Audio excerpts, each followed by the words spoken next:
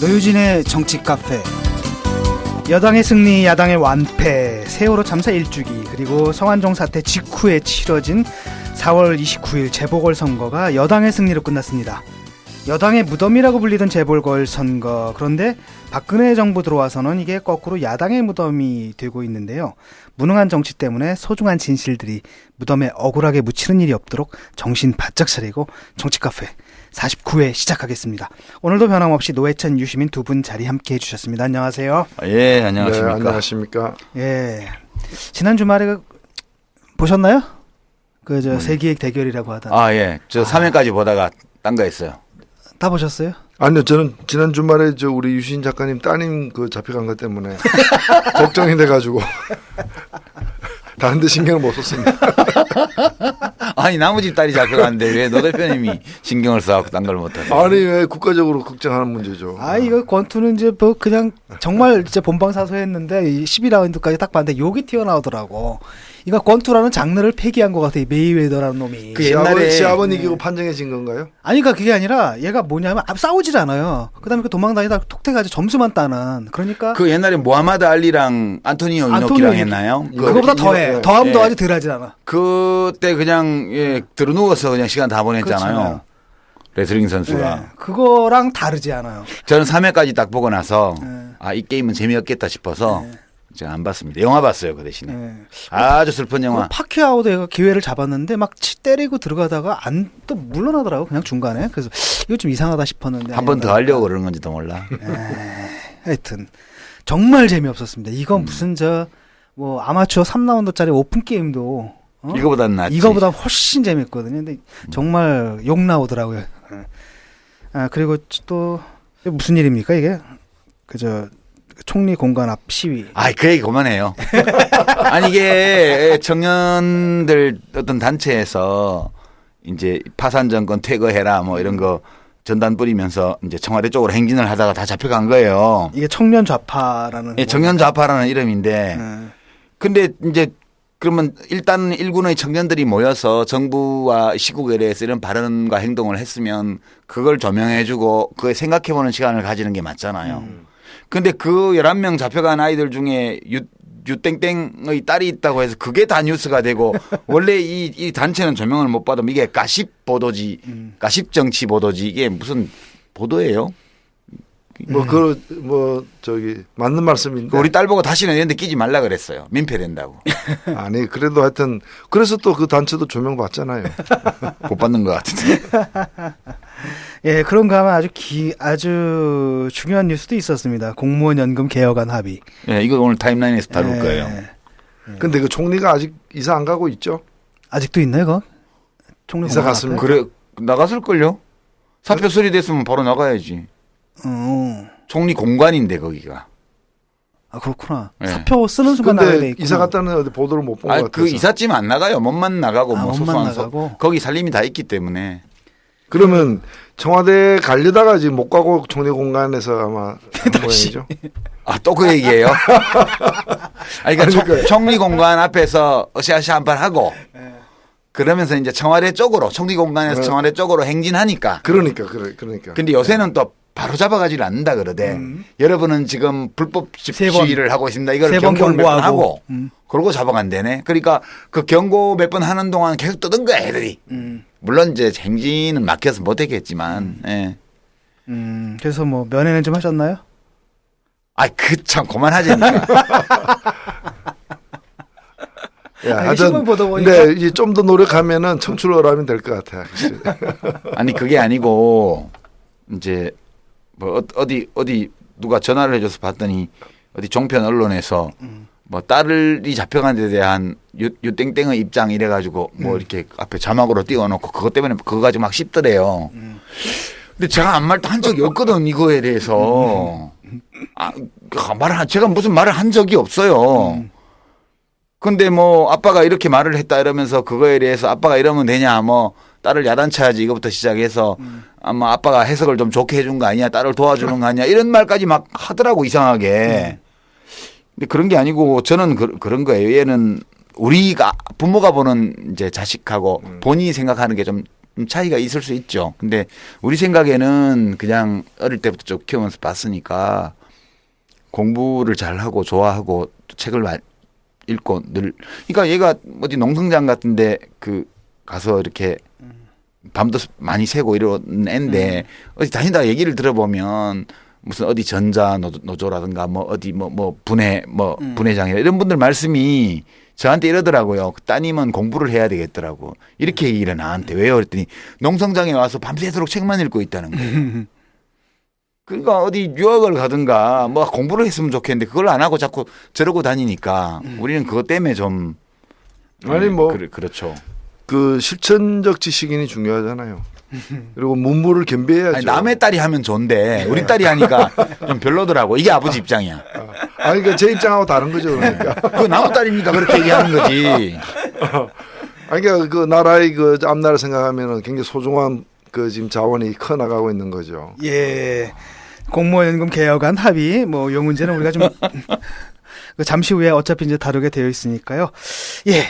뭐 서두는 요 정도로 하고요. 잠시 전하는 말씀 듣고 돌아와서 본격적으로 논의해 보도록 하겠습니다. 빅그린 2, 3 샴푸. 이걸 쓰면 머리카락에 힘이 생깁니다. 말도 안 되는. 제가 지난 시간에 머리카락이 힘이 생긴다고 그래가지고 말도 안 되는 소리라고 그래서 광고 떨어질 줄 알았거든요. 근데 진짜로 힘이 생긴다는 걸 증명하기 위해서 광고를 연장하였다. 좋아! 그럼에도 많은 분들이 구매해 주셨습니다. 그리고 구매 후기를 통해 인정해 주셨습니다. 딴지마켓 재구매율 53%에 빛나는 빅그린 투쓰리 샴푸 23일 후 변화가 없으면 100% 환불해드리겠습니다. 지금 바로 딴지마켓에서 확인하세요. 건축주의 철학과 개성을 닮은 집을 추구하는 목조주택 전문기업 꿈꾸는 목수가 정치카페를 후원합니다. 유시민의 타임라인. 예, 유시민의 타임라인 2015년 5월 4일 지금 오후 1시쯤 됐네요. 오늘은 공무원연금 개혁 여야 합의에 대해서 이렇게 좀 말씀 나눠보려고 합니다. 우리 정치카페가 이제 공부가 되는 팟캐스트 이런 걸 좀 지향하는 면이 있는데 오늘은 좀 공부 시간으로 괜찮을 것 같아요. 이제 돗자리 깔고 이런 거 안 하고 이렇게 공부가 되는 걸 했으면 합니다. 앞으로도. 네. 내용은 좀 들으셨죠? 두 분 다. 예. 전체적으로 보면 무슨 소개를 좀 하고 말씀을 드리면 최대한 제가 간략하게 지금 여야가 합의한 공무원연금 개혁 방안의 내용을 말씀을 드리면 전체 기조는 좀 더 내고 좀 덜 받는 이런 겁니다. 근데 이제 더 내는 거를 보면 이제 내년부터 이게 법이 통과되면 5년에 걸쳐서 이제 기여율이라고 그래서 월소득에서 몇 퍼센트를 내냐 이건데 현재 7%인데 국가가 반, 본인이 반. 이것을 9%까지 이렇게 5년 동안 단계적으로 올리는 거예요. 이게 좀 더 내는 거죠. 덜 받는 내용은 여러 가지가 있는데요. 우선 첫 번째는 앞으로 20년에 걸쳐서 연금 지급률을 점진적으로 내리는데요. 이 언론 보도를 보면 1.9%에서 1.7%로 인하한다. 이렇게 나와 있습니다. 근데 연금 지급률이 뭔지 아세요? 두 분? 이 보도에는 계속 뭐 1.9%, 1.7%로 나온다, 뭐 내린다. 그 재직 기간 중의 어떤 그 평균 임금 자신의 예. 평균 임금의 재직 연수를 곱하고 다시 지급률, 이 지급률을 곱하면 이제 실제 받는 액수가 책정이 되는 거예요. 그렇죠. 예. 그게 연금 산식이라는 건데요. 이제 이 공무원 연금도 그렇고 국민연금도 그렇고 매월 자기가 돈을 많이 번 사람은 이제 많이 내는 거죠. 비례해서. 그다음에 이제 오래 근무한 사람은 그러니까 많이 냈으면 많이 받아야 되고요. 또 근무를 오래 했으면 오래 냈을 거 아니에요. 그렇죠. 그럼 또 더 많이 받는 게 맞죠. 이거는 각자가 얼마나 근무를 했고 얼마나 냈냐에 달린 거예요. 그렇죠. 근데 지급률은 이거는 누구에게나 똑같이 적용되는 거예요. 그러니까 거기다 얼마를 곱해서 돈을 주냐. 그것이 반영된 데다가 지급률을 그렇죠. 곱해요. 지급률을 곱하는 거죠. 그러니까 이거를 이제 그동안은 연금액 계산을 할 때 이 사람이 이 연금의 가입 기간 동안 한 달에 평균 얼마 받았냐. 예. 그거 고려하고요.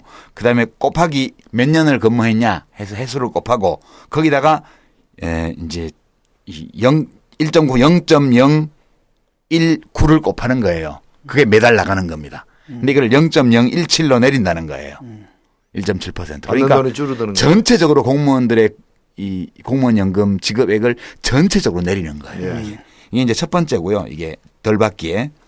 두 번째는 그동안에는 33년 동안만 이렇게 현행법으로는 연금을 넣으면 재직하면 더 이상은 기여금을 안 내도 됐어요. 지금 이걸 36년으로 3년 더 내도록 늘리는 거죠. 세 번째는 이제 언제부터 연금을 받냐? 지금 현재 60세부터 받잖아요. 근데 이거를 이제 2033년까지 앞으로 뭐 한 18년 정도 이렇게 점진적으로 이렇게 미뤄가지고 65살이 되면 이제 받도록 늦추는 거죠. 늦게 받기 시작하니까 덜 받는 거죠. 진짜 받는 기간이 줄어드는 예, 거죠. 받는 기간이 줄어드는 거죠.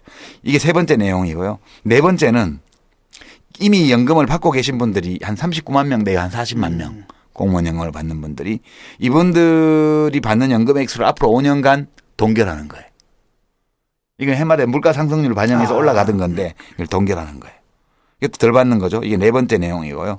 다섯 번째는 뭐 국회의원 된다든가 대통령 된다든가 공무원 출신이 뭐 이렇게 선출 공직자가 되거나 또는 정부가 전액을 출연한 기관에 취업을 하거나 이러면 연금 지급을 정지해요. 지금까지 이게 다 줬다는 얘기예요. 예, 그다음에 이제 이런 기업 이런 공공 분야가 아니고 일반 민간 기업에 취업을 하더라도 이렇게 월급을 좀 많이 받으면 반을 깎아서 줬어요.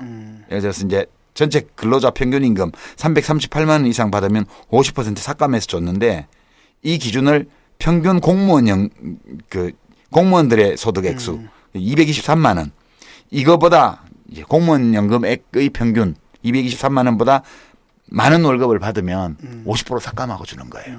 이것도 좀 덜 받는 거죠. 마지막으로는 여섯 번째로는 퇴직하고 나서 부동산 임대소득을 올리는 분들이 있어요. 뭐 한 달에 몇백만 원 부동산 임대소득을 올리는데도 계속 공무원 연금은 연금대로 받는 거지. 이런 경우에도 부동산 임대소득을 연금 정지 여부를 결정하는 소득 기준에 포함시킨다. 지금까지는 안 시킨 거예요. 이런 것들이 한 7가지 정도를 다 모아서 전체적으로 덜 받는 개혁이다. 이렇게 말씀드리는 거고요. 이게 이제 더 내고 덜 받는 내용입니다. 첫 번째. 두 번째는 지금까지 공무원 연금에 없던 거를 하나 도입한 게 있어요. 이게 소득 재분배 기능인데요.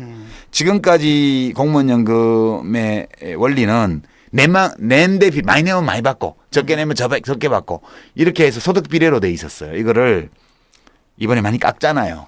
깎는데 안 그래도 연금액이 적은 하위직 출신들은 안 그래도 많지 않은데 또 깎이면 안 좋으니까 이 1.7%의 연금 지급률 중에 1%만큼은 국민연금처럼 이렇게 좀 하우상박으로 평균 소득이 낮은 사람은 수익률을 높게 적용하고 높은 사람은 낮게 적용을 해요. 그래서 이게 소득 재분배 요소를 도입한 거 이거는 과거보다 진일보한 거라고 봐야 돼요. 이렇게 해보면 예컨대 2006년도에 지금 이제 임용된 지 10년 된 사람을 예를 들면 앞으로 20년 더 근무를 하고 퇴직하잖아요. 그럼 9급으로 임용된 사람은 몇 퍼센트가 감소하냐 하면 9%가 내려가요. 깎여요 그래도. 7급으로 시작한 사람은 13% 깎이고요. 5급으로 임용된 이른바 행정고시 출신 이분들은 17%가 깎여요. 그러니까 이거는 위에는 많이 깎고 밑에는 적게 깎은 거니까. 올라갈수록 더 많이. 예, 이거는 과거에 없던 건데 도입을 한 거니까 일종의 사회연대의 개념을 살린 거라고 봐야 돼요. 그다음에 퇴직금은 변동이 없습니다. 퇴직금은 좀 민간 기업보다는 좀 한 40% 정도밖에 안 되는 수준인데 이건 그냥 유지를 합니다. 5급 공무원으로 들어와서 이제 행정고시 통과해서 30년 근무하면 대개 한 7천만 원 정도 많은 액수는 아니에요. 그다음에 이제 이거는 더 내는 거하고는 관계가 없지만 좀 더 받을 수 있게 만들어준 게 하나 있는데 지금까지는 20년 이상 가입을 해야 공무원연금을 받을 수 있었는데 국민연금은 10년이거든요. 10년으로 내렸어요. 10년이 안 된 사람은 이제 일시불로 찾아가고 10년이 넘은 사람들은 연금을 받을 수 있게 해준 거. 이거는 오래 재직하지 못한 공무원들에게는 혜택이 될 수도 있는. 근데 사실 뭐 10년하고 20년 사이에 이렇게 퇴직하는 사람이 거의 없거든요.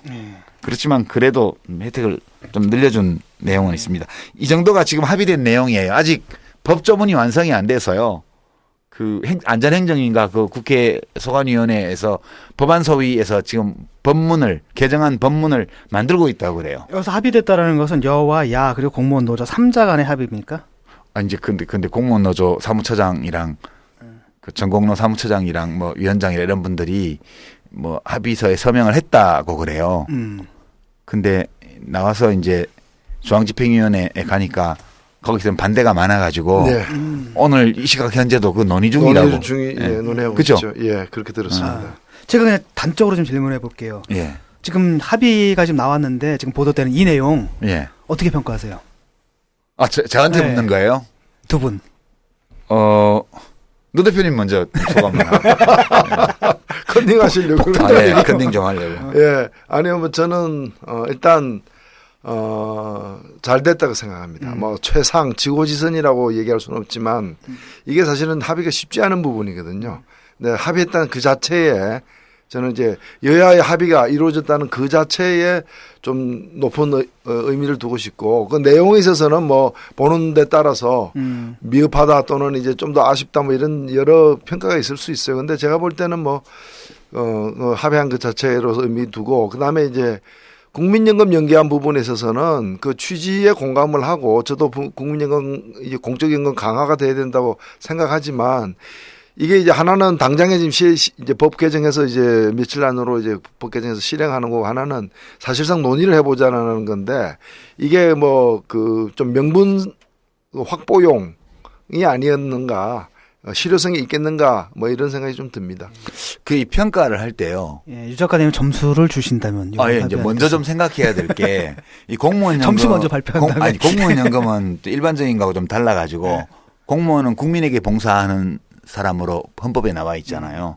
그러니까 정부가 고용을 했지만 실제 고용주는 예, 국민이라고 봐야 돼요. 네.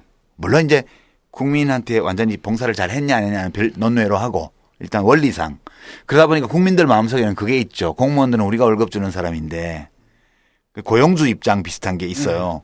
그 고용주들은 피용자한테 덜 주려고 그러잖아요. 기본적으로. 그 심리가 국민 일반에게 있어요. 그래서 우리 정의당이나 진보정당, 진보지식인들은 항상 피용자 편을 들잖아. 사용자 편이 아니고. 네. 그죠? 예. 그러니까 이 관계에서 보면 국민 대 공무원 이렇게 보면 국민은 고용주고 공무원들은 피고용인이에요. 일단 피고용인의 입장을 우리가 먼저 살피는 입장, 태도 이거는 기본으로 이제 가져야 된다고 봐요. 이제 그런 입장에서 보면 사실 뭐 언론에서는 어쩌냐부터 계속 아주 비판적인 여론만 보도를 하던데 이 정도면요, 한 70점 정도 줄 수 있는 거 아니냐 이렇게 보고요. 그럼 70점밖에 안 주냐 이렇게 말씀하시지 말고 이 얼마 전에 나온 조사 결과를 보니까 국회하고 정부에 대한 국민들의 신뢰도가 10점 만점에 3점이 안 되더라고요. OECD에서 조사한 거는 24.8%. 예, 그러나 국회는 2가 안 돼요. 2가 1.8인가 밖에 안 돼요. 국회는 더 낮죠. 예. 더 낮죠. 그러면 평소에 18점, 20점, 25점 받는 학생이 지금 60점, 70점짜리를 만들어 놓은 거 아니에요. 오, 잘한 거죠. 예, 그러면 뭐 이거는 야, 평소 실력에 비하면 그래도 뭐 좀 했네. 노역상을 받아야 할. 아, 예. 그렇게 저는 봐요. 아니요, 예. 저는 뭐 일단 이게 합의 처리했다는 것 자체가 굉장히 의미 있다 생각합니다. 그러니까 지금 이게 이제 이 제도의 변화라는 건 단순하지 않았어요. 여러 가지 쟁점을 내포를 하고 있습니다. 네. 일단 일단 보면 이 임용된 지 한 15년 정도 지난 공무원들의 경우에는 거의 변화가 없어요. 임용된 지 15년에서 5년 정도 된 사이에 있는 사람들이 지금 많이 줄어요. 현행법에 비해서. 근데 이미 현행법이 신규 임용자들에게 불리하게 돼 있기 때문에 이제 신규 임용자, 최근에 임용되거나 앞으로 임용될 사람들은 현행법도 이미 굉장히 불리하게 돼 있어서 상대적으로 이제 덜 불리한 것처럼 보여요. 그러니까 추가 불이익이 없다는 얘기. 추가 불이익이 불이익이- 적다는 얘기예요. 네. 그래서 전체적으로 보면 임용된 지 오래되었거나 이미 퇴직한 분들은 혜택을 많이 보는 거고 임용이 늦으면 늦은 사람일수록 혜택이 적은 거예요. 이 공무원연금은 지금 이 이제 현행법도 그렇고 지금 고친 것도 그렇고. 근데 또 달리 보면은요. 사실 이 공무원연금이 국민연금 이런 것보다 훨씬 더 높은 수준으로 책정되게 된 게 과거에 과거에 40년, 네. 50년 전에 공무원들의 우리가 초과. 나라가 가난해서 공무원들에게 일할 만큼 제대로 급여를 못 줬기 때문에 퇴직한 후에 연금을 통해서 보상하는 취지에서 이게 생겼단 말이죠. 근데 사실 아직도 민간 기업 수준보다는 공무원 월급 수준이 낮긴 하지만 과거 공무원에 비해서는 또 지금 공무원들이 많이 또 개선됐어요. 예. 그렇기 때문에 한 40년, 30년 이상 이렇게 근속한 분들 보면은 초반에는 그 민간기업과의 차이가 컸다면은 지금은 많이 작아진 편이에요. 네. 그렇기 때문에 이게 뒤에 이렇게 공무원 된 분들이 옛날에 그 공무원 해가지고 연금 받은 분들은 이미 그 높은 어떤 그 연금률을 갖다 다 지급받았다라고 꼭 볼 게 아니고 그분들은 또 그만큼 과거에 공무원 시절의 급여 수준이 낮았다는 까지 감안해 준다면 그러니까 몇십 년 뭐 전에 큰 사실 그- 아무도 공무원 하려고 하지 않았잖아요. 아니요, 왜 아무도 안 하려고 그러니까 그랬어? 많이 거의 막 했죠. 아니 그러니까 이른바 좀 이른바 잘 나간다는 학교에서. 사람들은 이런다면 아예 거들떠도 안 받는데 최근에는 이제 뭐 공무원 시험이 몇백 대 1, 몇천 대 1 막 이런단 말이죠. 그 안정성 때문에 그러다 보니까 국민들이 이렇게 볼 때는 이거 좀 황당한 거죠. 예. 오씨 저렇게 좋은 이제 뭐 이렇게 신의 직장이지. 그런데 막 연금도 많이 받으면 열받는 건데 실제로 우리가 생각을 해보게 되면 옛날에 이분들이 사실은 그 제대로 받아야 될 돈을 못 받고 또 굉장히 많은 자기들의 꿈들을 갖다 포기한 대가로 지금 우리가 주기로 한 약속을 좀 깎는 거잖아요. 사실은 예, 좀 그러면 미안한 부분도 기득권에도 있죠. 손을 예. 대는 거죠. 근데 이제 사실 엄밀하게 말하면 공무원들의 처우가 산업화 이전에는 나빴다고 말하기 어려워요. 저희 아버지가 이제 학교 선생님이었는데 1960년대 돌이켜 보면 경주 우리 동네에서는 우리 집이 그래도 꽤 괜찮은 편이었어요. 다들 너무 가난했기 때문에. 산업화 이전이니까 그렇죠. 예, 이전에. 예. 그러니까 이제 이 공무원들이 박봉이라는 말이 민간 기업과 민간 노동시장하고 비교해 성립한 시기가 언제부터 언제까지냐 하면 1970년 경부터 70년대 초반 경부터 1997년 외환위기 날 때까지 그래 요 25년 동안이 민간 노동시장이 잘 나갈 때예요. 이제 공직 공무원들이 상대적으로 급여가 뒤떨어질 때고. 그러니까 이 기간에 박봉 근무를 한 건 사실이죠. 네. 근데 그 이후로는 지금 이 고용의 안정성이라든가 연금까지를 포함한 라이프 인컴이라든가 이걸 다 계산을 해보면 결코 공무원 사회 공무원들을 집단적으로 민간보다 못하다라고 말하기가 어려운 조건이 됐습니다. 그렇게 본다면 노 대표님 말씀대로 기득권자들에게 대해서 손을 많이 안 대는 것이 합당하다. 손을 조금 댄 거거든요. 왜냐하면 지금 재직하고 있거나 이제 지금 막 임용되었거나 앞으로 신규 임용될 분들은 민간 노동시장과의 격차가 별로 없는 상황에서 예. 임용되는 분들이고 이미 혜택을 보고 있거나 오래 재직하신 분들은 과거 어려웠을 때 재직했던 기간이 있으니까 이렇게 좀 차등이 나는 게 어찌 보면 좀 합리적인 면도 맞죠. 있지 않냐. 그리고 한 가지만 더 말씀드리면 그 공무원 노조나 이런 분들이야 사실 받는 사람 입장에서는 지금보다 늘어나는 게 아니라 그렇죠. 줄어든다면 다 반대하죠. 줄어드는 걸 뭐 반대할 수밖에 없고 또 되도록이면 덜 줄어들려고 몸부림치겠죠. 근데 다르게 생각하면요. 이 그 제도가 그 5.16 뭐 쿠데타 이후로 이렇게 예. 도입되고 이럴 때 그 설계 기본 설계는 그때 한 거 아닙니까? 1960년에 한 거예요. 60년에 한 건데 그때 퇴직한 다음에 돌아가실 때까지 받는 게 연금이잖아요. 예. 그럼 그때 평균 수명이 예. 70세 채 안 됐을 때예요. 70세가 뭐예요? 그보다 훨씬 적었어요. 아, 그러니까. 그러니까 실제로 연금 받는 기간 자체가 지금 굉장히 많이 늘어난 거예요. 그럼요. 지금 뭐 30년 늘어나서 지금 30년. 이제 그리고 그때보다. 그렇다 해서 이제 아직 안 돌아가셨는데 중간에 연금을 중단할 수는 없는 거니까 사실은 이게 설계 자체가 손 보지 않으면 안 되는 지금 상황에 그렇죠. 온 거예요. 네. 온 거기 때문에 연금 받는 총 수령 기간까지 감안한다면은 이 설계 방식을 바꿔 가지고 줄이는 거는 불가피하다고 봐요. 그렇죠. 근무 기간은 똑같은데 네. 연금 수급 기간은 훨씬 길어진 거예요. 그렇죠. 따라서 이렇게 수익률을 좀 낮추는 조처는 불가피한 거라고 보고요. 그런 점에서 제가 한 70점 정도는 줄 수 있다고 보는 거예요. 특히 70점 플러스 알파인데 플러스 알파는 왜 들어오냐 하면 소득 재분배 요소를 들여온 거. 이게 참 그전에는 의리 없잖아요. 아이, 그러니까. 재직 기간에도 월급 많이 받고 권력도 누리고 뭐 가외 수익도 올리고 이랬던 사람들이 연금도 더 많이 받고 재직 중에도 어렵게 한 사람들은 연금도 적게 받고 여기에서 지금 뭐 밑에서 늘어난 건 아니지만 깎는 거라도 좀 덜 깎고 위에는 좀 많이 깎고 이렇게 한 거는 저는 진일보한 거라고 봐요. 그래서 한 70점 하여튼 플러스 알파 네. 정도 줄 수 있다고 보고요. 노 대표님 말씀하신 국민연금과 연계 문제 이건 좀 별개의 문제인 것 같아요. 지금 뭐 국민연금 소득대 지혜를 50% 올리는 문제 때문에 뭐 청와대에서 뭐 월권이라고 얘기 나오고 뭐 발칵발칵 했잖아요. 아침에 수석보좌관 회의에서 뭐 박근혜 대통령은 그 직접 언급은 안 했더라고요. 그렇지만 어제 밤까지 보면 심기를 표출했죠. 심기가 매우 불편한 걸로. 네. 네. 그걸 가지고 월권이라고 일부 보도가 나오던데 이걸 월권이라고 생각하는 것 자체가 월권이지.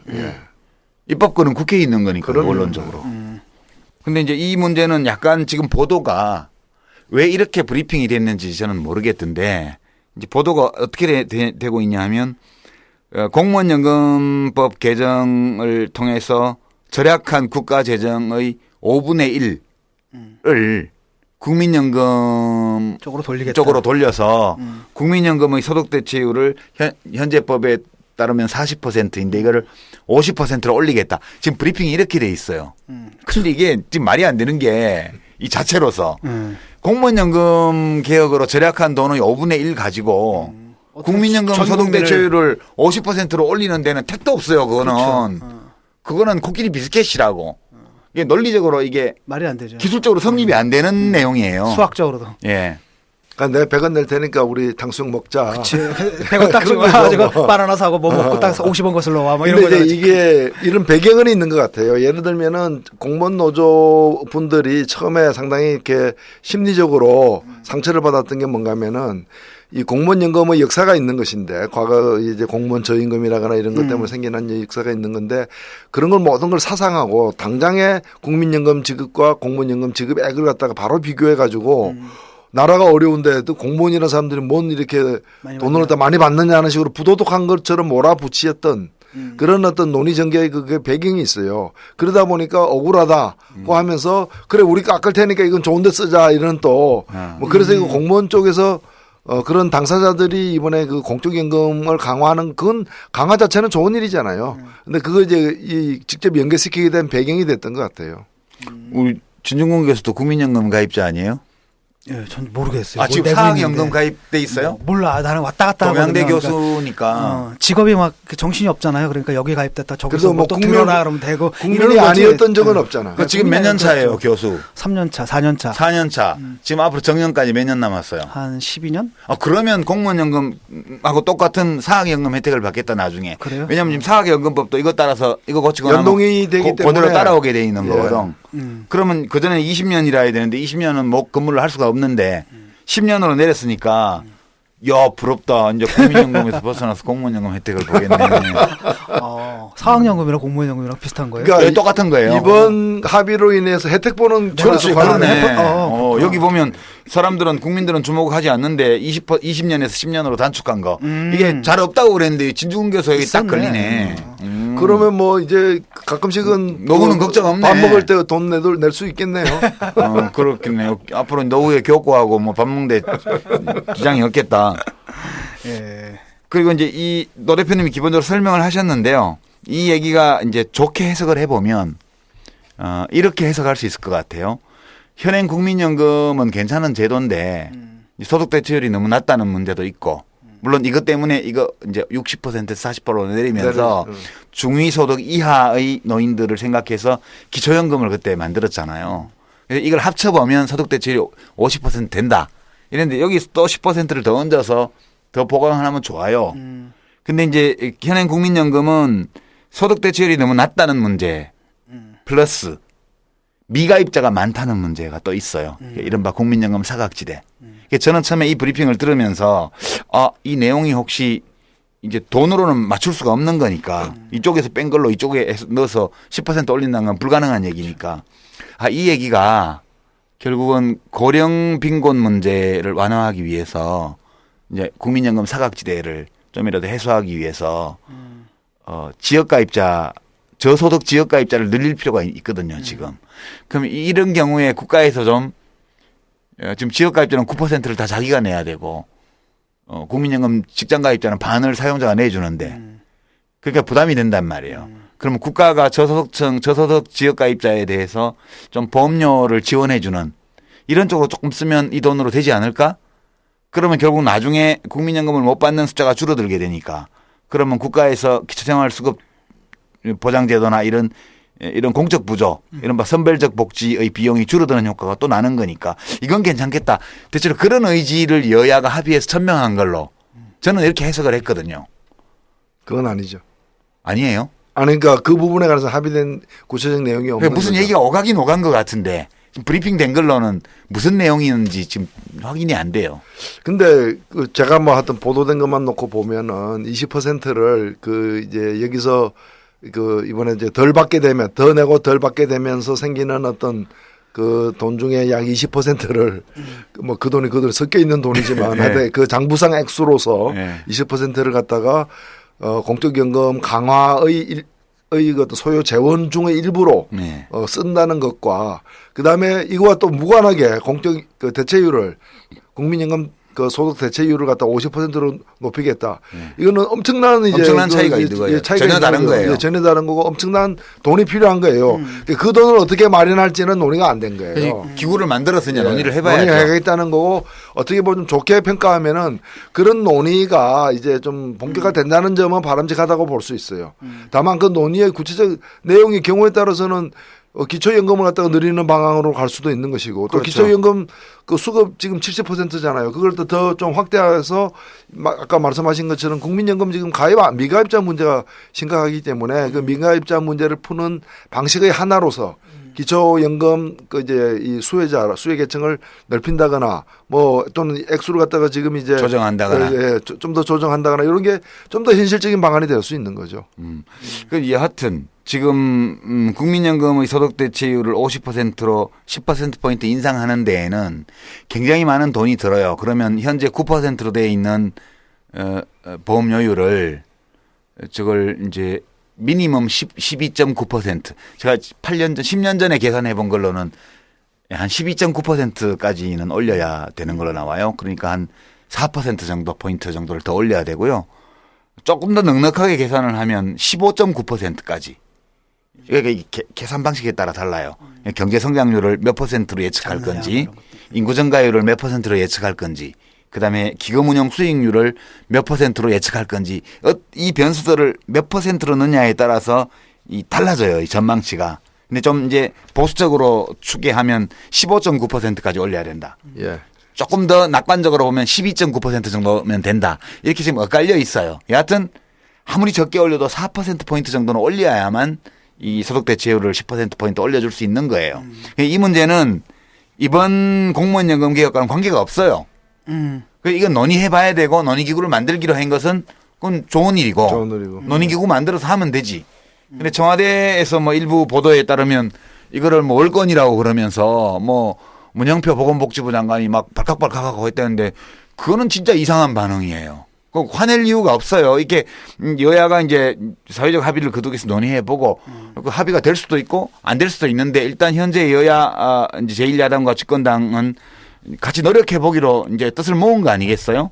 이렇게 여야가 갈라져서 싸우는 판국에 이 문제라도 하나 그래서 뜻을 모아서 뭐 해보자고 했으면 일단 박수 쳐줄 일이지. 그거를 그렇죠. 뭐 때문에 정부가 월권이니 뭐니 그러는 아니 뭐 거예요. 대통령이 오늘 뭐 어디 비서관 회의에 참석했습니까? 예, 뭐 수석보좌관 회의. 예예 그 참석해가지고 그 국민의 동의를 먼저 얻어야 된다라고 얘기했는데 좋은 말씀이죠.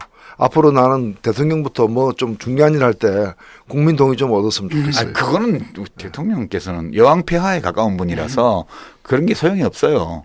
갈수록 폐하의 면모가 야기하게 나타나잖아요. 안 그래요? 근데 본인은 뭐 폐하란 말은 안 좋아할 것 같고 여왕 각하. 그러니까 이제 그 얘기를 국민의 동의가 우선돼야 된다는 얘기를 대통령부터 좀 지키면 얼마나 좋아. 예. 그래서 이거는 청와대에서 하는 일도 아니고요. 이게 이제 아마 그 현재 상권 분립이나 이런 거에 대해서 좀 잘못 이해한 것 같은데 정부의 동의를 받아야만 되는 게 있긴 해요. 그게 가을에 정기국회 예산안 처리할 때 그때 정부 예산안에서 삭감하는 거는 국회가 마음대로 할 수 있지만 증액하는 거는 정부의 동의를 받아야 이제 의결할 수 있잖아요. 그럴 때 이제 정부 동의를 물어보지도 않고 국회에서 증액 의결을 하면 그 월권이라고 얘기할 수는 있겠지만 이건 지금 제도 개선을 논의하는 거고 입법 사항이니까 여야 정당들이 국회에서 얼마든지 논의할 수 있는 거예요. 그렇죠. 이걸 가지고 뭘 월권이라고 그래? 이게 사고 방식 자체가 옛날 그 박정희 시절이면 가능한 얘기잖아요. 모든 뭐 행정부에서 모든 걸 다 그러니까 여왕 폐하의 권한을 침범한 것처럼 그렇게 얘기하면 안 되지. 이게 첫 번째 이번 합의를 둘러싼 쟁점이고요. 이 국민연금과 연계 문제. 또는 국민연금 소득대체율 문제 정리가 됐죠? 예. 이런 문제입니다. 두 번째는 어제 밤부터 언론에서 특히 이제 뭐 종편 포함해가지고 막 그 무슨 후퇴했다. 뭐 안 하니만 못하다. 무슨 뭐 거꾸로 돌렸다 이런 얘기들이 막 나오고 있어요. 그리고 내용이 세부적으로 알려져 있지는 않은 상황에서 길거리에서 시민들 막 인터뷰해가지고 뭐 공무원들이 특권을 막 누리는 것처럼 그렇게 보도들을 내보내고 있는데 그 초점이 이 단기적으로는 이렇게 모수개혁이라 해서 더 내고 덜 받기로 하고 장기적으로 신규 임용자들은 국민연금과 동일한 조건으로 그걸 맞추자고 정부에서 처음에 안을 냈잖아요. 새누리당하고. 그게 없어진 것 때문에 지금 그러는 거거든요. 네. 그건 확실히 없어졌죠. 여기서는. 공무원연금의 특수성은 유지가 된 거예요. 그런데도 불구하고 전공로에서는 이거를 지금 이제 받냐 못 받냐 심각하게 논의하고 있는 거 아니에요. 그건 제가 볼 때 그 내부에 다 좀 다양하고 그러니까 이제 뭐 조직 논리로 인해 가지고 그 전혀 그 불만이 없을 수가 없는데 조직 논리 때문에 그러는 것 같고 사실상 이거는 뭐 합의가 기정사실화 된 걸로 저는 보여지고요. 제가 오늘 그 이렇게 반응을 보면서 방송을 통해서 나오는 그 반응을 보면서 느끼는 건 뭔가면은 이 합의가 참 이렇게 합의에 익숙지 않다. 그러니까 합의를 해놓고도 제가 볼 때는 뭐 합의 안 하고 그냥 야당은 계속 반대하고 네. 그래서 여당에서는 막 밀어붙여가지고 직권상정하고 험악한 안으로 그냥 밀어붙여서 하고 그다음 길거리 뛰쳐나오면 그건 또 잡아놓고 그런 상황을 굉장히 좋아하는 것 같아요. 그런 상황이 아니고 그냥 그래서 불만인 거예요? 그래서 점잖게 합의되는 게 불만인 거야. 뭔가 좀 이상하게 뭔가 이상한 일이 거야. 잘못된 것 같은 아니 거야. 뭔가 제대로 뭐 바꾸려면 막 접시 깨지는 소리가 나야 되는데 그게 안 나는 안 게 나니까? 불만인 거야 지금? 그렇지. 그러니까 뭔가 이상한 거지. 그러니까 합의의 우리가 모르는 경험, 뭔가 있는 게 아니라. 합의의 경험이 워낙 적다 보니까 합의가 익숙치 않은 거야. 몸이 간지럽고 막 그런 거야 이제. 이게 정상인데 그렇지. 사실은 비정상이 하도 오래되다 보니까 정상적인 게 딱 나왔을 때 이게 비정상이라는 느낌이 오는 거지 이제. 그러니까 이제 초기에 새누리당 안과 정부 안에 있었던 신규 임용자의 연금은 국민연금과 똑같게 만드는 이것이 없어졌어요. 근데 이걸 우리가 어떻게 평가를 할 거냐. 아까 말씀드렸지만 고용주 입장인 고용주라고 할 수 있는 국민 입장에서 보면 내하고 똑같이 해야지. 사장하고 우리 직원하고 직원이 더 유리하면 돼. 이런 심리에 비추어 보면 이거를 좀 불만을 얘기를 할 수는 있는데 사실 지금 더 내고 덜 받는 내용들을 아까 살펴봤지만 상당 부분 이게 재정적으로 공무원들이 이 양보를 하는 내용이에요. 네. 자기걸 내놓는 내용이기 때문에 비록 그런 이른바 구조개혁은 여기 들어있지 않지만 국민연금과의 격차가 굉장히 많이 줄은 거기 때문에 이런 정도는 일단 현 단계에서는 이제 일종의 정당들이 이 국민들의 여론을 대변하는 기능을 가지고 있다고 본다면 사회적 합의가 이루어진 거라고 볼 수 있는 거거든요. 그럼요. 거기에 의미를 부여하는 게 맞지 않나 저는 그렇게 아까 이제 생각합니다. 공무원 노조 말씀을 하셨는데 이제 뭐 집행 단위에서는 또 반발할 수 있겠지만은 뭐 결국은 큰 그 맥락에서는 결국은 이제 사회적 합의에 동의할 가능성이 크겠죠. 어떻게 보세요? 동의 이렇게 됐는데 이제 그쪽에서 갑자기 왜 물어보잖아요. 또 가가지고 뭐 예. 협상 지도부는 또 가가지고 하부 조직들한테 이제 물어보잖아요. 견해를. 예. 근데 거기서 이렇게 뒤집히거나 이런 경우도 가능해요. 그러면 사퇴하고 막 그러잖아요. 그렇죠. 위원장이. 근데 뭐 이걸 예를 들면은 나는 뭐 인정하지 않겠어 뭐 그러나 그 인정하지 않는다는 거고 현실화되는 거하고는 또 다른 문제니까요. 여하튼 예 이런 정도만 아시면 될 것 같아요.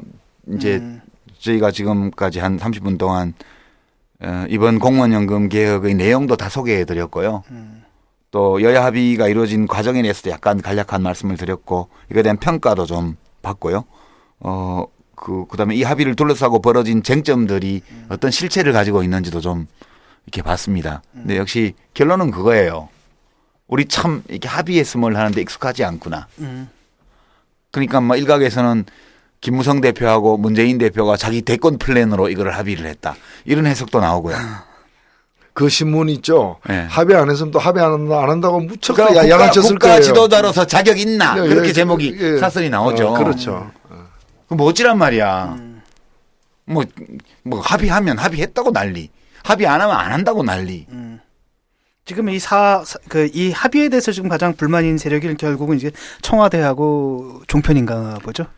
근데 이게 이제 보험회사나 이런 데서 보게 되면 차제의 공무원 연금도 거의 해체 수준으로 가버리면 더 좋잖아요. 그렇죠. 그럼 공무원들한테도 종신보험을 팔 수 있잖아. 근데 이게 지금 공무원 연금의 특수성이 좀 유지가 됨으로써 100만 명의 잠재적 수요자가 지금 없어졌단 말이에요. 이게 아쉬운 거지. 아니 뭐 이 합의에도 불구하고 이 합의 자체가 그 재벌 보험회사들을 살찌게 만들었다, 먹잇감을 줬다라고 비판하는 사람도 있어요. 네. 사실은 네. 이게 양쪽 다 있는 건데 전투 좋아하는 분들이 주로 이제 이 합의를 갖다 싫어하는 거 아니겠어요? 그러니까 이 합의가 된다는 거는 100% 만족을 아무도 못 한다는 뜻이에요. 그쵸. 그걸 받아들인다는 의미거든. 누구나 다 100% 만족할 수는 없지만 크게 만족스럽지는 않지만 혹은 썩 마음에 들지는 않지만 그래도 합의하지 않는 것보다는 나은 것 같으니까 이게 합의의 일반적인 거거든요. 그럼. 이게 이번 이 합의도 그런 정치적 합의, 사회적 합의의 일반적인 패턴이 나타난 거기 때문에 이거를 받아들여줘야 되는데 우리가 너무 오랫동안 이걸 못 봐서 그러는지 조금 적응을 못 하고 있는 것 같아요. 그리고 또 좀 냉혹하게 얘기하면은 이런 일들이 그 사회적 합의라는 것은 사실은 사회적 힘을 바탕으로 합의가 되는 거잖아요. 그렇죠. 제가 볼 때는 우리나라 공무원 노조의 힘에 비해서는 많이 지킨 거예요. 솔직히 얘기해서. 냉정한 평가입니다. 냉정하게 보면은 이 정도 했으면 선방한 거다. 본인들은 이제 불만이 많으시겠죠. 그런 이해되는데 이 정도면 저 같은 사람이 봐도 선방한 거다 이래 보여집니다. 자, 그 정도로 오늘 타임라인 공무원 연금 개혁에 대한 여야 합의 어떻게 볼 것인가라는 주제로 말씀드렸습니다. 예, 수고하셨습니다. 자네! 지금 이걸 보고 서라고 썼나? 이 정규직 계약 다시 생각해봐야 되겠어! 이런 업무 처리 능력 가지고 어떻게 먹고 살려고 그래? 늦게까지 수고하셨습니다. 당국에 가는 마지막 열차가 들어오고 있습니다. 아, 그래. AKG가 있었지? AKG 이어폰과 함께라서 언제든 행복을 듣습니다. 딴지 마켓에서 은하계 최저가의 구성으로 만나보세요.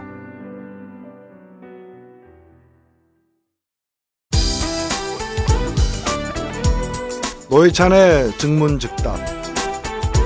네, 노회찬의 증문즉답. 오늘은 재보궐선거가 끝난 다음이어서인지 선거나 정치와 관련된 질문이 2개 들어와 있습니다.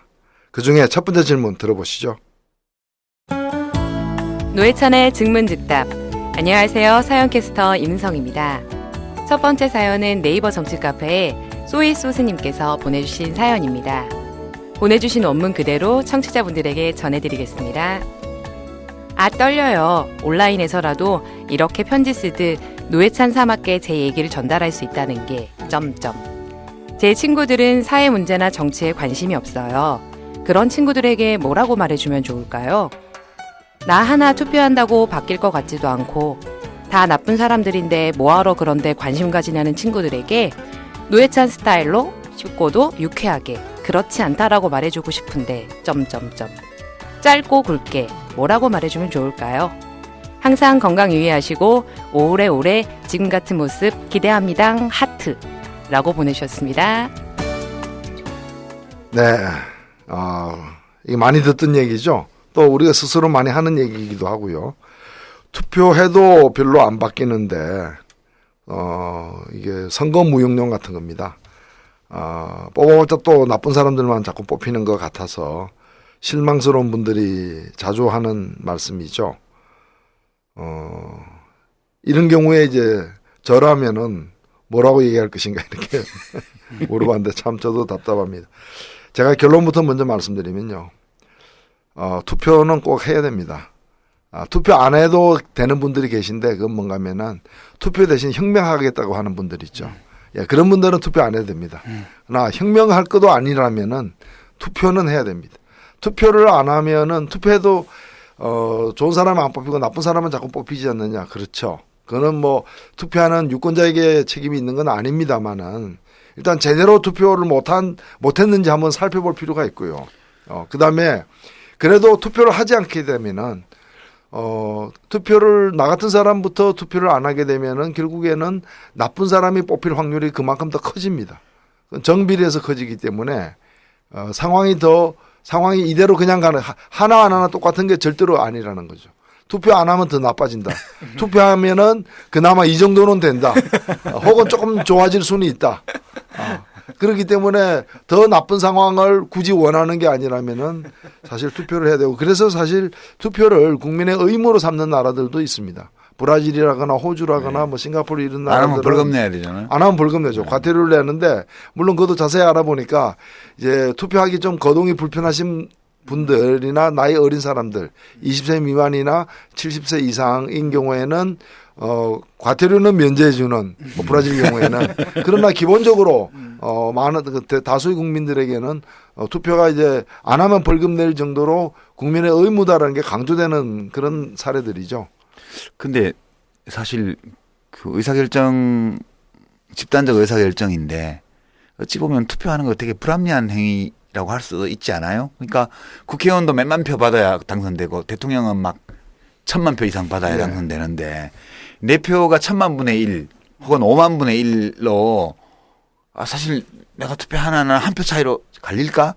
그런 생각해 보면 뭐 사실 제 경험으로 봐도 한 표 차이로 제가 찍은 후보가 되거나 떨어진 적이 없거든요. 있었어요.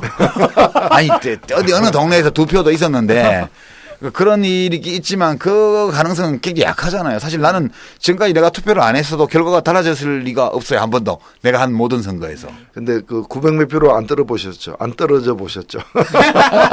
저는 워낙 3만 표 차이로 글쎄, 떨어져가지고. 900몇 표로 떨어지면은 그게 사람으로 따지면 한 450명이 절로 투표하고 이쪽으로 투표하면 되는 거예요. 네. 뭐 그런 식으로 이제 티끌 모아 태산이란 말이 있잖아요. 예. 티끌 하나하나가 모아서 태산까지 이룰 수 있는 거기 때문에 내 한 표는 소중하죠. 저는 뭐 몇십만 표 차이로 떨어져 봐가지고. 이런 분도 있어요. 이 기권하는 것도 하나의 의사표시 아니냐. 예. 그렇습니다. 그 의사표시 맞습니다. 그래서 그것도 소중한 권리이고 표현 방식이라고 생각되는데 뭐 그런 뜻으로 그 기권한다면 모르겠는데 그냥 투표해봤자 소용이 없더라라는 것은 투표 안 할 경우에는 더 나쁜 결과가 나올 수 있다는 점에서 다시 생각을 해야 돼요. 저는 이분한테 거꾸로 한번 여쭤보고 싶은데요. 이 질문하신 분한테 혹시 이렇게 포털에서 뉴스 같은 것보다 댓글 다시나요? 혹은 어디 평소 잘 가는 사이트나 이런 데 게시판에 댓글 다시는 분들 많잖아요. 예. 그거 왜 달아요? 무슨 의미가 있었어요? 그거 댓글 단다고 그 악플 달거나 이상한 소리 한 사람이 바뀌어요? 무슨 소용이 있어서 댓글을 달아요? 저는 투표에 대해서도 이런 기능이 좀 있다고 봐요.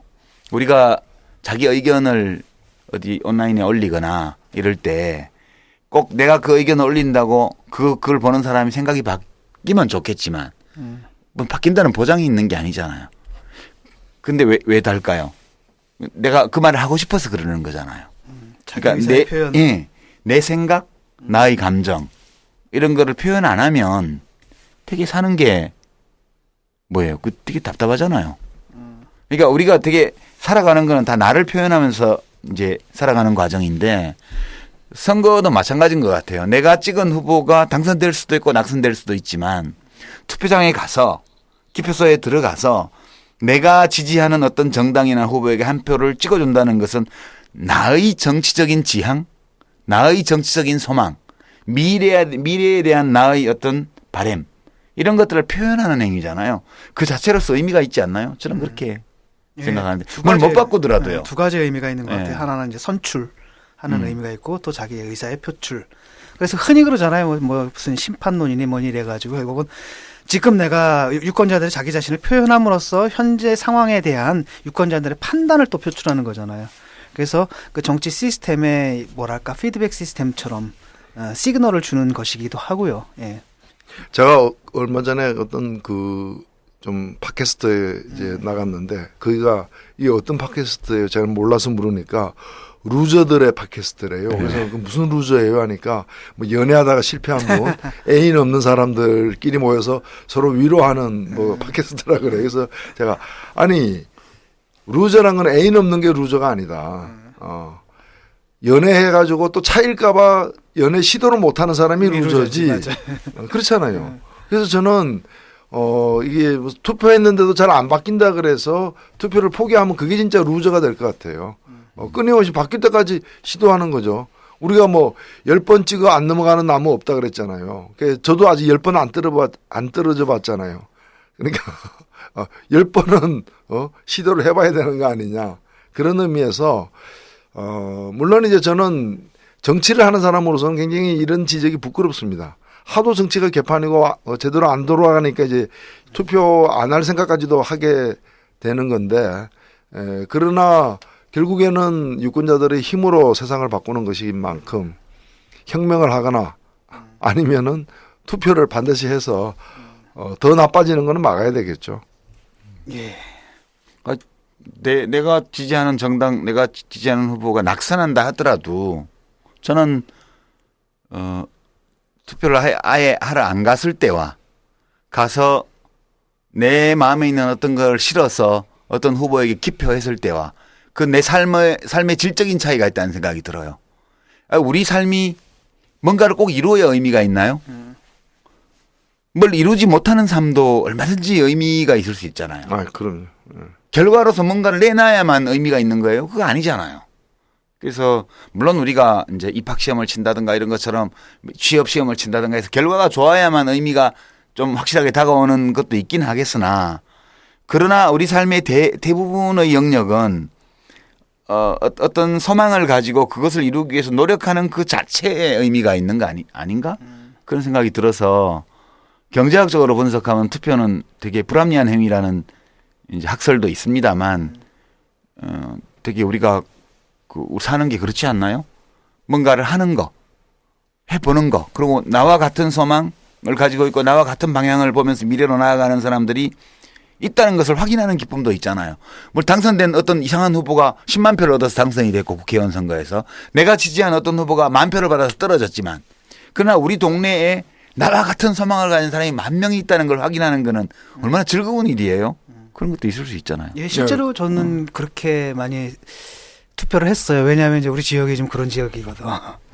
알잖아요. 그러니까 표차가 보통 한 15%, 10에서 15%씩 꼭 나거든요. 그러니까 사실 뭐 제가 뭐 표를 던지든 안 던지든 간에 결과가 왔다 갔다 하지는 않아요. 그럼에도 불구하고 계속 그런 마음으로 가죠. 가서 그래도 뭐랄까 나와 같은 생각을 가진 사람이 얼마나 될까. 그다음에 그 퍼센티지를 표출하는 그런 것도 중요한 의사 표현의 수단이라고 생각을 하거든요. 이제 그런 마음 때문에 가죠. 예, 그럼 두 번째 질문 또 들어보겠습니다. 두 번째 사연은 부록시민님께서 보내주신 사연입니다. 오랫동안 궁금했던 질문을 드립니다. 정치카페 48회를 듣던 중 유시민 작가님이 정치인은 정년퇴직이 없냐? 라는 말이 있다는 얘기를 하셨고 다들 이 말을 별 가치 없는 말인 양 무시하셨는데 저는 존경하는 세 분께 좀 실망하였습니다. 정치인의 정년퇴직을 이야기하는 것이 가치 없는 일일까요? 왜 정치하시는 분들은 몇십 년간 똑같은가요? 새로운 젊은 정치인들은 왜 나타나지 않는지도 궁금합니다. 라고 보내주셨습니다. 예, 이건 우리 유시민 작가께서도 한번 말씀하셨는데 정치인들 왜 정년퇴직 없나? 예, 정말 오죽 정치가 엉망으로 돌아갔으면은 좀 제대로 일 못하고 국민들에게 이제 실망만 끼쳐주는 민폐만 이렇게 되는 분들 빨리 좀 정치권에서 퇴출시켜야 되겠다는 그런 이 추상 같은 이 비판들도 많죠. 충분히 공감을 하고요. 그런데 사실은 국회의원은 이제 국회의원만이 아니지만 또 국회의원이나 대통령이나 선출직인 경우에는 이제 정년이라는 게 따로 없죠, 사실은. 왜냐하면 어찌 보면은 정년이 따로 없는 게 아니라 맞춤 정년 있죠. 맞춤형 정년. 사람마다 정년을 달리 매기는 거예요. 이 사람은 좀 더 해도 돼. 이 사람은 이제 그만 시켜야 되겠어. 그래서 투표라는 행위를 통해 가지고 맞춤형 사람마다 이제 다른 정년을 갖다가 이렇게 책정하고 있다고 해석할 수도 있어요. 그래서 일률적인 정년이 그래서 없는 것이다 저는 생각을 하는데 또 다르게 보면은 제가 18대 국회 지금 19대 국회죠. 고전 18대 국회의 국회의원 당선자들 연령 분포를 이렇게 보니까 생각보다는 고위 연령층이 많지는 않아요. 60대 이상, 60대가 20% 정도 되고 70대가 3%. 그러니까 60세 이상이 23%고 나머지 이제 70 47%는 60세 미만인 거죠. 그 중에서 이제 제일 많은 게 아무래도 50대.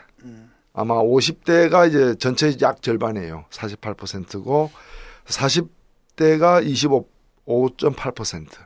30대도 약 3%. 30대가 70대하고 비슷한 수준이고 해서 전체적으로 보면은 우리나라 뭐 평균 수명이라거나 이런 것까지 감안할 때 그렇게 고령화되어 있다고 생각되지는 않습니다. 근데 이런 변화가 사실은 늘 이랬던 건 아니에요. 그 이전에 이 변화가 주로 이제 2000년 이후로 정권 교체되면서 우리 정치가 좀 이렇게 새바람이 불면서 국회에서도 선수 높은 사람들 있죠. 5선, 6선, 7선들이 갑자기 적어졌어요. 네. 갑자기 적어졌고 우리 국회가 잘 안 변하는 것 같아요. 저는 그래서 그런 말씀을 드리고 싶은데 이게 그 4년마다 한 번씩 예. 그러니까 교체율은 되게 높은데. 예, 교체율은 굉장히 높아요. 그러나 정치는 안 바뀌어. 정치는 안 바뀌어. 어느 정도 교체되냐면 매번 이제 국회의원 선거하면은 초선, 그러니까 처음 국회의원 된 사람, 그 전에 국회의원 아니었던 사람이 새로 당선된 사람의 40%예요. 그럼 우리가 일반 직장에서 4년 계약직인데 한번 계약 갱신 4년마다 계약 갱신할 때마다 40%가 날라가. 해직돼. 사표 내야 돼. 이거는 굉장한 교체율이거든요. 그러면 정치가 그만큼 많이 바뀌어야 되는데 정치는 별로 안 바뀐다는 거죠. 그래서 여기서 이제 하나의 포인트가 뭔가 하면은 사람만 바뀌고 정치가 안 변하는 그런 상황을 이 왜 생겼는지 또 어떻게 하면 이거 정치까지 바꿀 수 있는 그런 변화는 어떻게 만들어낼 것인지 이런 데 대해서 좀 고민이 필요한 게 아닌가 싶어요. 시스템의 문제인데 그걸 요소의 문제로 하게 되면은 예. 요소만 바꾼다 그래가지고 시스템 자체가 바뀌는 건 아니고. 그러니까 뭐 원료가 똑같은데 그 원료를 뭐 한 번은 중국서 생산한 걸로 넣었다가 그다음에는 뭐 네덜란드에서 생산된 걸로 바꾼다고 뭐가 바뀌나? 성분이 똑같은데. 그러니까 그게 이게 우리 정치는 사람은 자주 바뀌는데 많이 바뀌는데 그 행동 양식과 문화는 진짜 안 바뀌어요. 그러니까 시스템을 바꿔야 되는데 네. 시스템을 바꾸려면 그 문제 뭐가 문제인지 그 원인 그 분석하고 대안이 제대로 나와야 되는데 그건 안 되고 자꾸 이렇게 물갈이, 피갈이 뭐 이런 식으로 요소에 대한 투입으로 그걸 정치 개혁을 대신해 왔던 것 같아요. 뭐 젊은 피니 뭐니 이러다 보니까 사실 그렇기 때문에 사실 선수가 높다는 건 외국에서는 굉장한 자부심이잖아요. 이분이 그 인정을 받았다는 건데 우리나라에서 선수가 높다 그러면 능구랭이니 뭐 그런 식으로 아니 이제 그런 사람만 선수가 높아요. 좀 순진하게 열심히 하는 사람은 다 떨어져 중간에 다 탈락해요. 그게 우리의 시스템이거든요. 그러니까 지금 우리 정당들 큰 정당들을 보면 꼭 주식회사 같아요. 옛날에 삼김이 할 때는 개인회사 같았는데 지금은 주식회사 같아가지고 그 초선 의원 뽑을 때 공천할 때 보면 신입사원 채용하듯이 이제 완전히 갈수록 그 순도라 그럴까? 그 균질성 이게 점점 높아가는 거예요. 그러니까 초선들이 새로운 바람을 몰고 들어오는 게 아니라 초선들이 제일 난동을 부리고 나대고 저질 발언을 많이 하고 이래요 지금. 그래요, 그렇죠. 웃기지 않아요? 바꾸면 뭐해? 또 내가 누구라고 말은 안 하겠어. 강원도 김모 의원하고 저 부산의 하모 의원하고. 아니 이제 하태경 의원 같은 사람 내가 보면 그 사람은 옛날에 뭐 주사파 출신 아니에요. 예. 9학년. 내가 참 어이가 없는 게 말 나온 김에 이런 거죠. 옛날에 자기들이 그거 할 때 우리가 말렸어 하지 말라고. 그거 아니라고. 그거 설방울로 수류탄 만들고 이런 거 그거 아니라고. 그렇게 얘기를 할 때 선배들 보고 뭐 무슨 서양 사상 잡사상에 물들었다는 동 이렇게 손가락질 하던 자들이 이제 와갖고 지 혼자 전향을 했어. 그래갖고 이제 우리 보고 니네 정북이라고 손가락질해. 나는 가만히 있었어. 지가 자 왼쪽에 있다가 자 오른쪽으로 가서 자리 옮겨놓고는 왼쪽에 나보고 저 우파 분자 같으니라고 이러다가 이제는 어느 날 봤더니 저쪽에 가 있으면서 저 좌파 정북 분자 이러고 있단 말이에요. 솔직히 황당하죠. 그 제정신이냐고 그게 아무리 젊은 놈 뽑으면 뭐하냐고 그따위 짓들 하는데 솔직히 그러니까 이게 그 정년으로 해결 안 되는 거죠. 안 되지 이거는. 예. 춘천에 있는 그 김모 의원도 64년생이에요. 누구예요? 저 김진태인가? 64년생이에요. 그 강릉의 권성동 이런 사람들이요. 60년생이에요, 그분. 예. 그 다 젊은 사람들이야. 젊다고 꼭 좋은 건 아니에요. 이렇게 말하다 보니까 이상한데 기성세례 된 것 같다.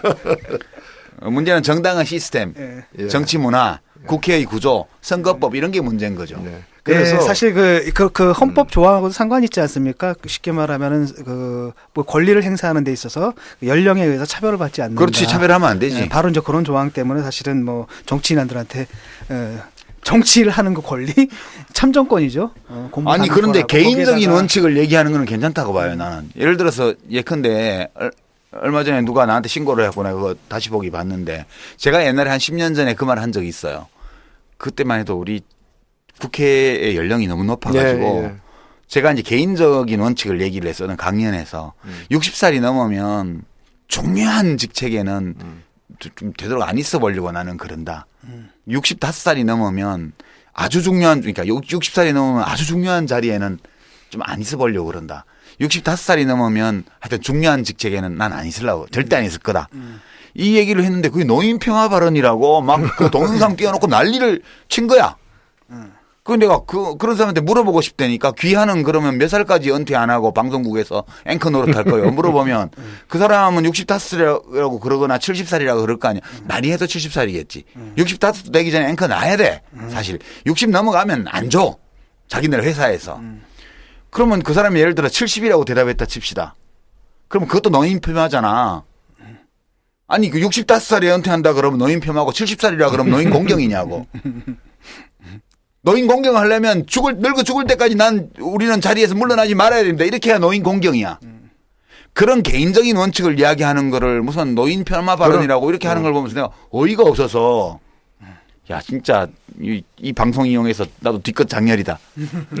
아니 뭐 개인이야 여러 가지 자기의 어떤 살아가는 원칙이나 신조로서 여러 가지 생각을 가질 수도 있는 거죠. 그거는 가질 수도 있는 거고 이걸 어떻게 제도화하느냐의 문제인데 그렇게 이제 뭐 지금도 보면 우리는 그 뭐 대통령은 40살 이상 40살 이상, 국회의원은 25이죠? 뭐 이렇게 돼 있는데 이제 끝나는 기간은 없다고 해서 꼭 그거 두면은 좋으냐? 저는 좋다면 둘 수도 있다고 봐요. 예. 근데 이제 별로 이제 사람마다 좀 차이가 나기 때문에 아니면 또 그보다 먼저 이렇게 골라내야 될 좀 국회에는 안 두고 좀 국회에서 좀 뽑아내야 될 이렇게 청소해야 될 사람들이 이제 많기 때문에 다른 방식 예를 들면은 코스타리카 있죠. 코스타리카는 국회의원 연달아 2번 못 해요. 그렇습니까? 예. 거기는 연임은 불가능해요. 다만 중임은 가능해요. 그러니까 한 번 쉬어야 돼요. 한 번 쉬면 그 다음에 할 수는 있는데 연임은 못하게. 그건 나름대로 그 나라 역사와 문화 속에서 만들어진 건데 그럼 우리나라에 그 제도 도입한다 그래서 그럼 국회가 좋아지느냐? 보장 없잖아요. 그렇지. 예. 그렇게 한다 그래서 친구 뭐 둘이 짬짬이해갖고 번갈아 가면서 하는 거야 계속. 예. 홀수는 네가 그렇지. 짝수는 내가 할게. 서로 도와주면서. 그렇죠. 예. 조선 사람들, 한국 사람들 정말 경쟁력이 탁월하다니까 그런 거는. 차량 번호제처럼. 그렇지. 짝홀제로. 짝홀제로. 근데 이제 이 문제는 사실은 저는 개인적으로 그렇게 생각해요. 좀 이렇게 할 만큼 했으면 이제 내가 안 해도 누군가 좀 잘할 사람이 있겠지 이렇게 생각하고 이렇게 좀 그 다음 오는 사람들을 위해서 자리 좀 내주고 이런 문화는 저는 필요하다고 봐요. 이제 젊은 쪽에서 나이 든 쪽을 공경하는 문화도 필요하지만 나이 든 쪽에서 젊은 사람들을 북돋워주는 그런 태도 우리나라는 그게 너무 없지 않냐는 생각이에요. 저는. 그리고 저는 이제 이 발상이 왜 이런 발상이 나왔을까? 그건 현실 정치가 마음에 안 들고 문제가 있다고 보기 때문에 사실은 그리고 또 잘 못하는 국회의원들이 계속 행세를 하고 있기 때문에 생기는 문제인데 오히려 좀 전략적인 투표 좀 부족한 게 있다 하더라도 뭔가 좀 이렇게 새로운 세력들 뭐 정의당과 같은 좀 그런 당도 좀 밀어주고 그런 당이 또 정치권 전체를 좀 긴장시킬 수 있는 그런 역할을 할 수 있도록 좀 북돋아주고 이제까지 보면은 뭐 큰 당이라 그래서 아이고 뭐 새로운 사람 누가 있겠냐 뭐 늘 하던 데가 잘하겠지 이런 식으로 자꾸 하다 보니까 그 안에서 또 이렇게 오랫동안 이렇게 별 기여하는 바 없이 이렇게 단물만 빨아먹는 분들도 이제 나타날 수 있는 것이고 그래서 급기야는 이제 정년퇴직 얘기까지 이제 나오지만은 그 정년을 둔다고 해서 해결되는 문제라기보다는 정당 선택과 정치인 선택과 관련해 가지고 좀 새로운 전략적 판단이 필요하지 않나 싶어요. 결국에는 뭐 2개의 질문을 받아왔습니다. 2 질문에 다 사실은 같은 질문. 하나의 질문이라고 이렇게 생각되고 정치권은 정치권대로 분발을 해야 되겠고 또 우리 유권자들도 전투적으로 이 정치에 참여하고 투표에 참여하는 그런 자세가 필요할 것 그러니까 좀 같습니다. 안타까운 게 그 질문 2개가 그 밑에 바탕에 깔린 거는 굉장한 그 정치 피곤증이라고 해야 되나? 정치 불신, 그게 지금 깔려 있다는 느낌이 정치 들어요. 무용론 이런 게 깔려 있죠. 그래서 그래 좀 안타깝습니다. 근데 그래도 질문을 한다는 것 자체는 아직 완전히 완전히 포기한 건 아니다는 점에서 그나마 좀 다행인 것 근데 같습니다. 사실 그 어떤 저질 국회의원들이 국회에서 저질 발언을 하는 걸 볼 때 우리가 생각해야 되는 거는 저 발언을 하는 국회의원이 우리의 얼굴이다. 우리의 대표다. 이걸 인정해야 된다고 저는 생각해요. 그게 뭐 아무리 웃기게 보이지만 그 사람들이 몇만 표씩 받아서 국회로 온 사람들이거든요. 근데 그게 국민 수준이에요. 그게. 그 토크빌 얘기인가요? 그 모든 나라는 예. 딱 자기 나라 수준에. 아니 우리 노 대표 같은 분은 정치를 하는 분이니까 국민들이 듣기 싫어하는 소리 하시면 안 되겠지만 그죠? 벼슬아치가 그 왕이 듣기 싫어하는 소리 하면 잘린다고. 근데 우리처럼 그냥 공부나 하고 글이나 쓰는 사람들이 하자고. 이게 국민들이 하는 모든 선택이 다 현명한 선택은 아니에요. 아 물론 그렇죠. 그냥 엄청 멍청한 선택을 하기도 하고요. 그런 거거든요.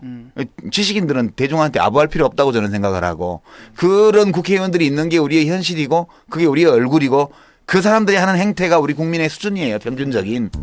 그래서 수준을 높이면 돼요. 각자가 노력해서. 예. 정치인부터 수준 높여야죠. 정치인은 자기의 수준을 높이도록 노력하시고 우리 지식인들은 국민 수준을 높이기 위해 노력하고 그렇게 하면 되지. 예, 질문 감사합니다. 예, 수고하셨습니다.